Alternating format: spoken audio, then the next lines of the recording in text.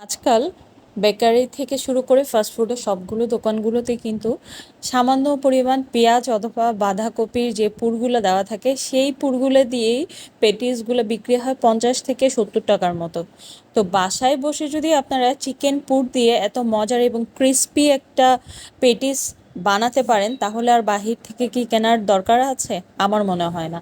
So আসসালামু আলাইকুম সুপ্রিয় দর্শক, সবার কি অবস্থা? আশা করছি ভালো আছেন। যে যেখান থেকে ভিডিওটা দেখছেন প্লিজ ভিডিওটি ভালো লাগলে আমার পেজটা একটু ফলো করবেন এবং ইউটিউব থেকে দেখে আমার চ্যানেলটি সাবস্ক্রাইব করবেন। আজকের পেটিসটাতে সবচেয়ে মজার ব্যাপার হচ্ছে আপনাদের কোনো প্রকার বেকিংয়ের ঝামেলা পোহাতে হবে না, ওভেনের জন্য কোনো দরকার হবে না, চুলায় কিন্তু খুব ইজিলি বানাতে পারবেন। তো প্রথমে আমি এখানে ডোটা রেডি করছি। 3 কাপ ময়দা নিয়েছি আমি, তাতে দিয়েছি পরিমাণ মতো লবণ এবং 4 টেবিল চামচ পরিমাণ সয়াবিন তেল। আর এক্ষেত্রে 4 টেবিল চামচ মানে আপনারা যতক্ষণ পর্যন্ত আমার ভিডিওটা দেখলে ক্লিয়ারলি বুঝতে পারবেন, মানে যতক্ষণ পর্যন্ত না ময়দাটা একদম হাতের মুঠোয় চলে আসছে ভালো করে তেলটাকে মিক্স করতে হবে। তারপর সামান্য পরিমাণ নর্মাল পানি দিয়ে বেটারটা রেডি করতে হবে। আর বেটারটা বেশি পাতলা করতে যাবেন না, একদম টাইট একটা ডো হবে, লাইক হচ্ছে আমরা যেটা রুটি বা পরোটার ডো করি সেরকমই হবে। তো ভালো করে একদম চারপাশে ডোটা রেডি হয়ে গেলে মোটামুটি রেস্টে রাখতে হবে 15 থেকে 20 মিনিটের মতো। এর মধ্যেই কিন্তু ডোটা একদম সফট হয়ে যাবে এবং আপনারা যে কোনো জিনিসই পারফেক্টলি হবে। সো সামান্য পরিমাণ আপনারা এখানে চাইলে সয়াবিন তেল দিয়ে ঢেকে রাখতে পারেন। আমি ময়দাটা ব্যবহার করেছি, তাতে কোনো সমস্যা নেই। তো পুর ডোটা একপাশে রেখে আমি পুরটা রেডি করব। পুরের জন্য আমি নিয়েছি চিকেনগুলোকে একটু ছোট করে পিস করে নিয়েছি। এটাকে আমি চিকেনগুলোর সাথে আমি কিছু রসুন এবং কাঁচামরিচ দিয়েছি, কারণ এটাকে একটু চপারে দিয়ে মানে বেশি মিহি করতে হবে না, একদম হালকা যেন চিকেনটা কামড়ে পড়ে ওই পরিমাণ ব্লেন্ডটা করব।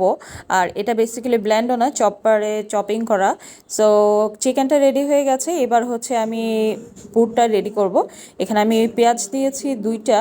পেঁয়াজগুলো একদম সামান্য পরিমাণ লবণ দিয়ে ভালো করে একটু ব্রাউন কালার করে নেব। বেশি ব্রাউন কালার করব না, মানে জাস্ট হচ্ছে পেঁয়াজটা একটু নরম হয়ে আসলেই চিকেনটা দিয়ে দিব। আর এখানে পেঁয়াজটা যত বেশি হবে আসলে আপনার পুরটা তত বেশি হবে এবং মজাটাও বেশি হবে। সো আমি পেঁয়াজের পরিমাণ 2টা দিয়েছি। আমি যেহেতু অল্প পরিমাণ পেটিস করব, আপনারা যদি বেশি করতে চান সেক্ষেত্রে পেঁয়াজের পরিমাণটা আরও একটু বাড়িয়ে দিবেন। তো এখানে চপিং করে রাখা আমার যে চিকেনটা ছিল সেটা দিয়ে দিয়েছি কাঁচামরিচ সহ। একটু বলে রাখি আপনাদের, মানে এখানে আমার ভিডিওতে বাকি মশলাগুলো দেওয়ার সময় ভিডিওটা স্কিপ হয়েছে নাকি রেকর্ড হয়নি আমি অ্যাকচুয়ালি খুঁজে পাচ্ছি না।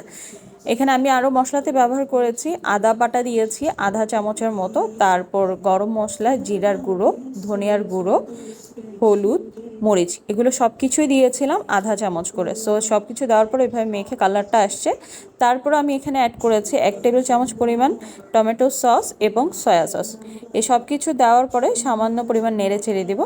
আচ্ছা, সামান্য পরিমাণ স্কিপ হয়েছে, আমি এখানে আরও সামান্য পরিমাণ গোলমরিচের গুঁড়ো দিয়েছি। বেশি দিতে যাবেন না, গোলমরিচের গুঁড়োটা বেশি দিলে আসলে বাচ্চারা খেতে পারে না। সো এই জন্য অল্প দেওয়াটাই বেটার। একপাশে একটা বাটিতে আমি এখানে 3 টেবিল চামচ কর্নফ্লাওয়ার নিয়েছি, সাথে দিয়ে দিচ্ছি 2 টেবিল চামচ পরিমাণ সয়াবিন তেল। আর এখানে আপনারা সয়াবিন তেলের পরিবর্তে যদি ঘি ব্যবহার করেন তাহলে খেতে খুবই মানে স্মেলটা খুবই সুন্দর আসবে, প্লাস হচ্ছে পেটিসটা একদম আপনারা রেস্টুরেন্টে যে একটা ফ্লেভার থাকে সেটাই পাবেন। সো এখানে আমার আসলে ঘরোয়াভাবে যেহেতু বানাচ্ছি এত খরচ বাড়াচ্ছি না, আমি সয়াবিন তেল দিয়ে করলাম। এবার চলে আসি, ডোটা একদম পারফেক্টলি সফট হয়ে গেছে, এটাকে ছোট ছোট করে আমি লেচি করে নিচ্ছি। আর এটা কিন্তু একদম সবগুলো যেন একই সাইজের হয়, কোনোটা ছোট বড় না হয়, এই জিনিসটা একটু খেয়াল রাখবেন। এইবার হচ্ছে আমার বাকি কাজগুলো করার পালা। এখানে আমি ছোট ছোট বলটাও রেডি করে ফেলেছি। এবার আমি 5টা লেয়ার করব। 5টা লেয়ার দিয়ে আমি একটা পেটিস রেডি করব। সো প্রথমে আমি লেয়ারগুলো করার জন্য রুটিগুলোকে ছোট ছোট করে করে নিচ্ছি। 5টা রুটি একই সাইজের হবে। ছোট ছোট করে নেওয়ার পরে যে কর্নফ্লাওয়ারের মিক্সারটা রেডি করেছিলাম সেটা অল্প পরিমাণ দিয়ে পুরো রুটিটাতে ছড়িয়ে দিতে হবে। ছড়িয়ে দেওয়ার পর তারপর সামান্য পরিমাণ ময়দা উপর থেকে ছিটিয়ে দিতে হবে, তারপর আরেকটা রুটি দিয়ে দিতে হবে। এরকম করে প্রতিটা রুটিকেই একসাথে করে টোটালি 5টা রুটিকে আমরা একটা লেয়ারে পরিণত করব। আর এইটা থেকেই আমরা পেটিসটা রেডি করব। দেখতে পাচ্ছেন আমি ছোট ছোট করে রুটিগুলো বানানো কমপ্লিট হয়ে গেছে। এবার আমি বড় একটা রুটি বানিয়ে নিয়েছি। চারপাশ থেকে সবগুলো একদম পারফেক্টলি করে নিতে হবে, যেন কোনো দিকে মোটা বা কোনো দিকে চিকন না থাকে। করার পরে এবার উপরের দিকে যে কর্নফ্লাওয়ার মিক্সচারটা আছে সেটা কিন্তু দিয়ে দিতে হবে। এবার আমরা একটা ভাঁজ করব, যেটা হচ্ছে কিনা আমরা চারকোনা পরোটায় করি, মানে পুরোপুরি চারকোনা পরোটার মতো না। এপাশ থেকে একটা ভাঁজ দেওয়ার পরে অপর পাশ থেকে আরেকটা ভাঁজ দিবেন। আর যতটা স্টেপেই দেন না কেন বা যতটা ভাঁজই করেন না কেন, প্রতিটা ভাঁজে কিন্তু কর্নফ্লাওয়ারের মিক্সচারটা আপনাকে দিতে হবে। তো এইভাবে দেওয়ার পরে এবার আমি আবার সামান্য পরিমাণে একটু বেলে নিব, যেন আর একটু লম্বা হয়। আর এখন থেকেই আমি আসলে পেটিসের পিসেসগুলো করব, যে আমার এখানে কয়টা পিস হচ্ছে। তো প্রথমে দুই পাশে যে সাইডগুলো আছে সেই সাইডগুলো কেটে ফেলে দিবেন। আর কেটে ফেলে দেওয়ার পরে ছোট ছোট করে চারকোনা সাইজের একটা একটা পিস বের করবেন। এগুলোই হচ্ছে আমাদের মূলত পেটিসের পিস। সো সাইডের যেই কাটা অংশগুলো আছে সেগুলোও ফেলে দিবেন না, কারণ এগুলো দিয়েও পরবর্তীতে আপনি আরও কিছু বানাতে পারবেন। তো আমি ওই যে পিসেসগুলো করেছিলাম ছোট ছোট করে, এগুলোকে আবার সামান্য পরিমাণ বেলে নিচ্ছি। আর এই জিনিসটা অবশ্যই করবেন, কারণ এটা করলে আপনার পেটিসটা আসলে একটু বড় সাইজ করে বানাতে পারবেন। আবার আপনারা চাইলে ওই পর্যায়ে ছোট ছোট করে পেটিস কিন্তু বানাতে পারবেন।